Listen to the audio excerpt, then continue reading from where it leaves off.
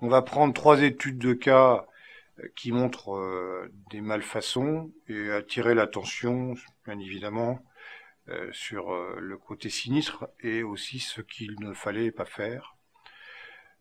Une image assez caractéristique d'une façade avec des fissures au droit des fenêtres. Alors, on n'est pas au sein du bâtiment, mais on peut dire que certainement à ce stade-là, il y a un défaut de chaînage, c'est-à-dire que la maison certainement pas été chaînée, puisque les chaînages doivent être reliés les uns avec les autres, on vous a expliqué ça, et peut-être et sûrement un problème aussi au niveau des fondations, peut-être tassement différentiel, hein, et ce qui explique que la maison se brise.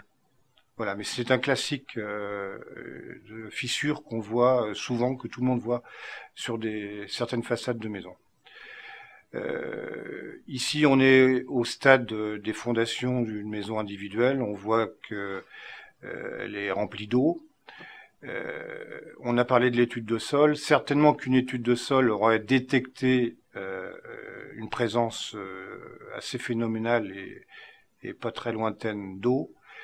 Et l'étude de sol aussi y met quelques précautions de drainage, hein, et on s'aperçoit qu'à ce niveau-là, il n'y a certainement pas d'étude de sol et pas de précaution au niveau des évacuations de l'eau.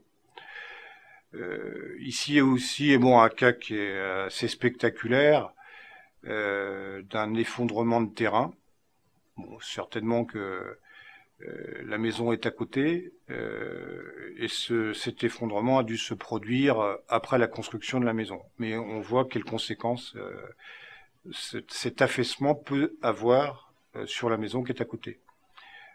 Voilà, c'est des cas de figure qui ont été pris, il y en a de nombreux comme ça au hasard.